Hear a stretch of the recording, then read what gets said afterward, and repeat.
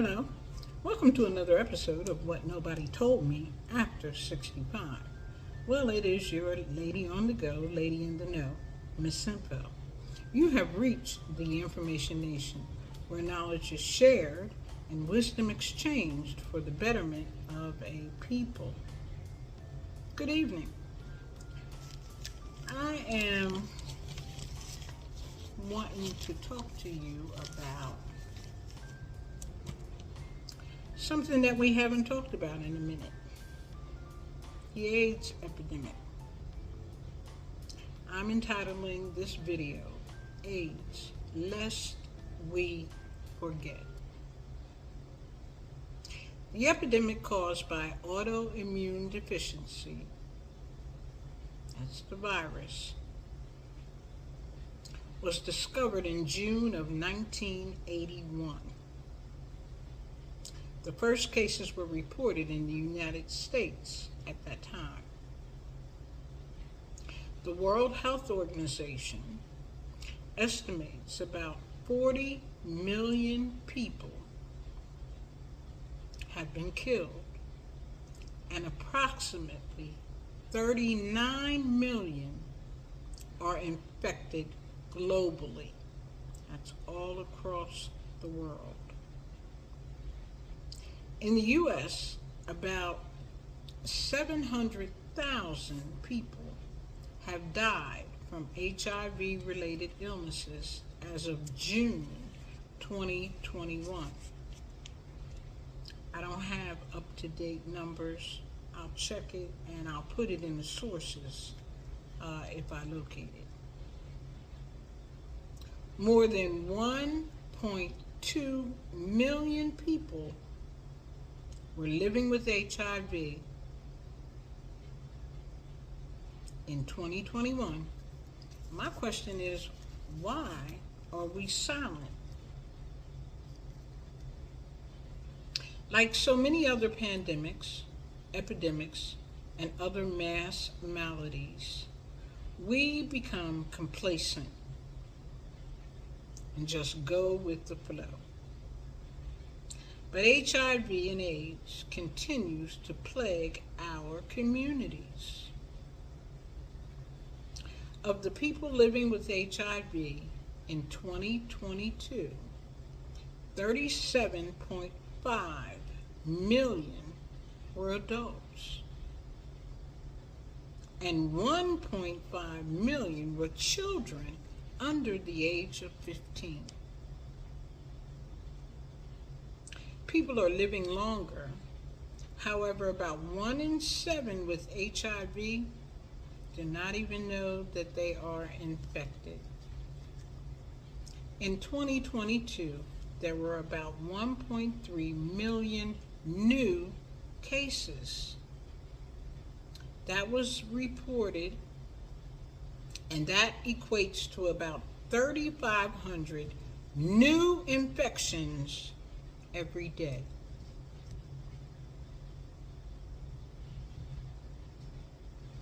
Now, the decline varies by age groups, sex, race, and the various regions.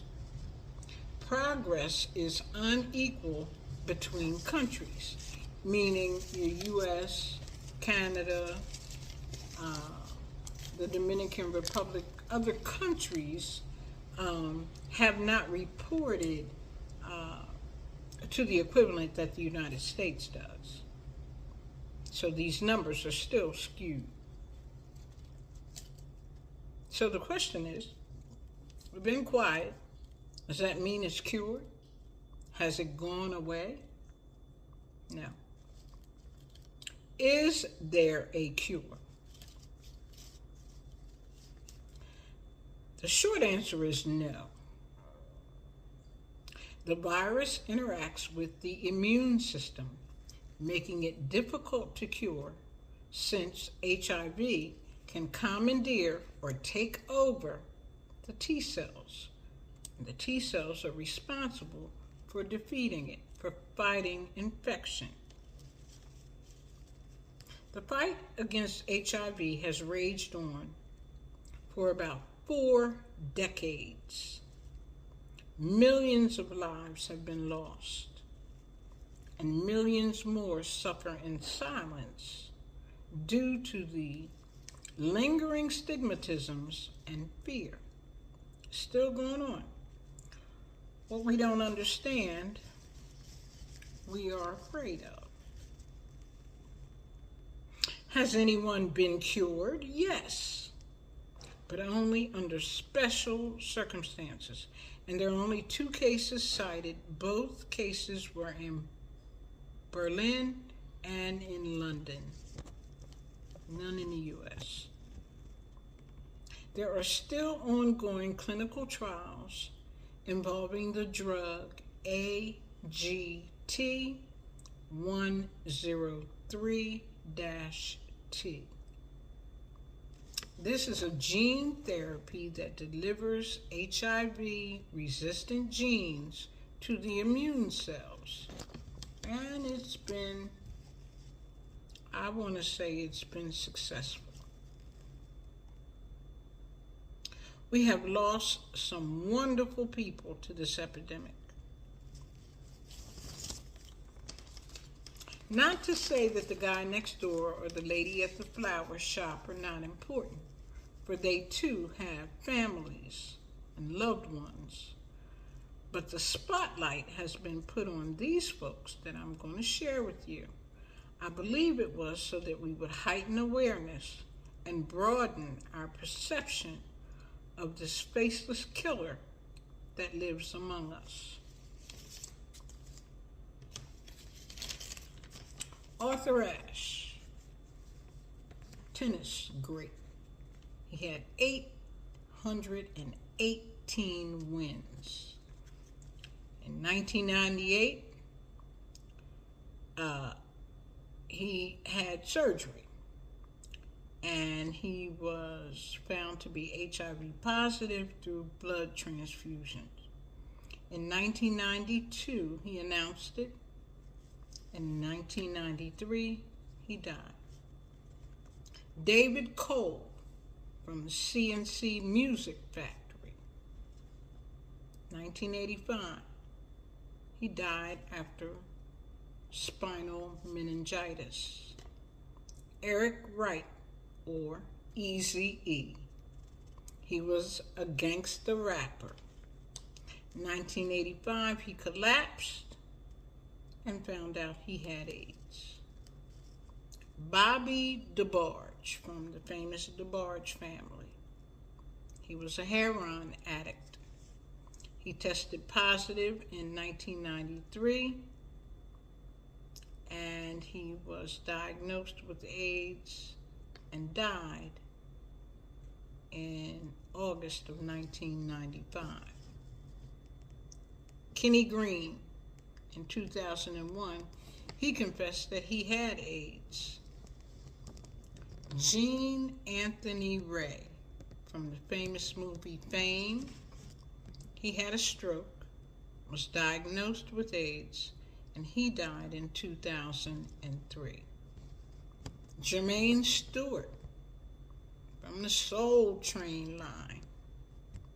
1997, he passed at 39 years old, and today he still has no headstone.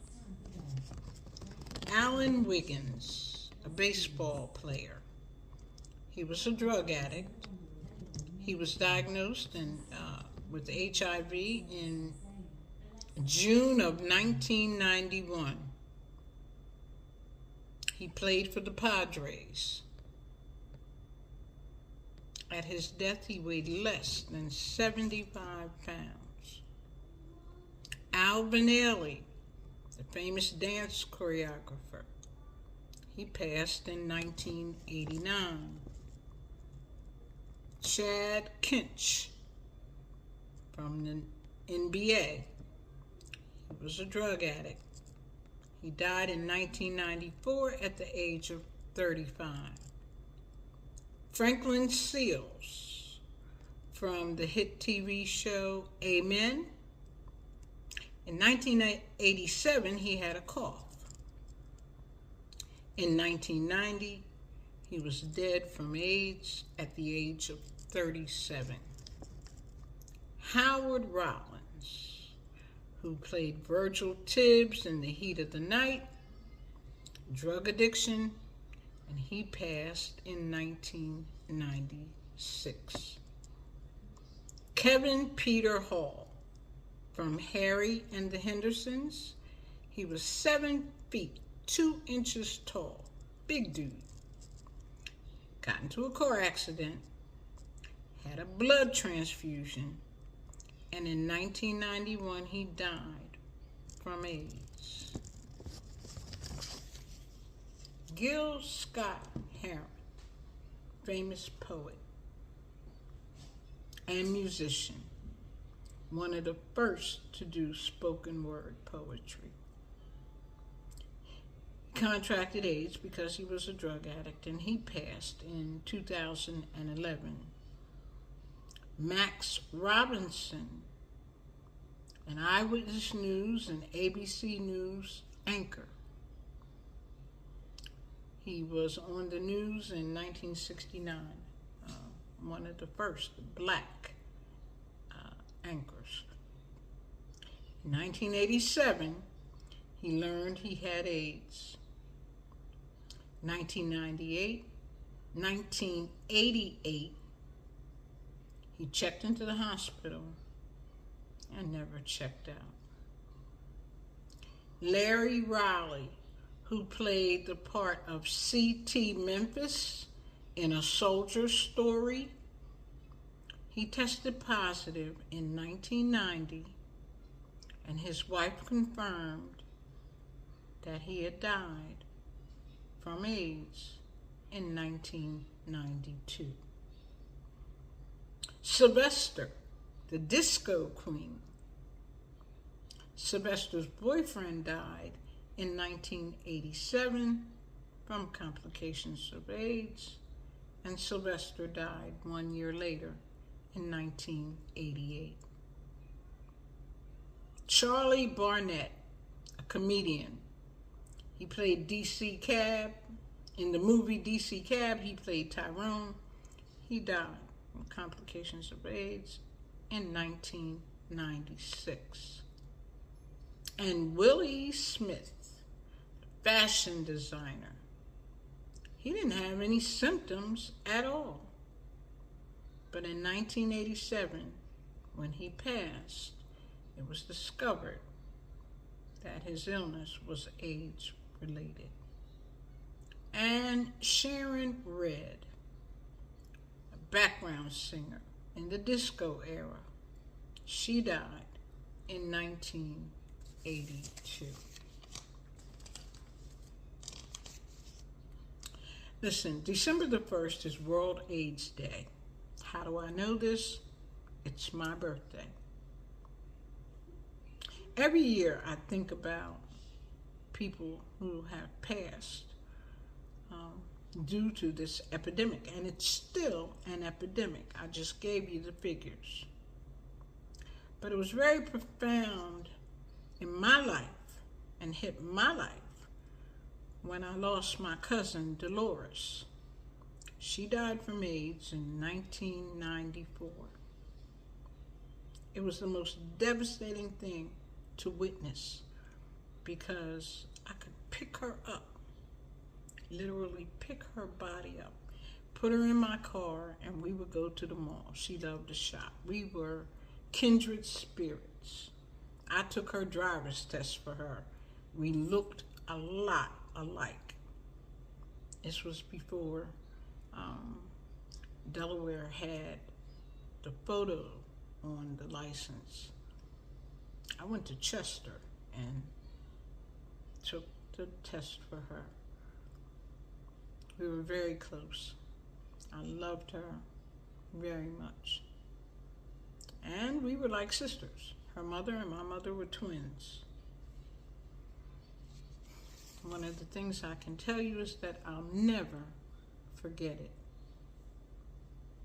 So I'm asking you that this year on December 1st, in remembrance of someone, anyone, and everyone who has sustained a loss of a loved one to the AIDS epidemic, show your support that the fight continues.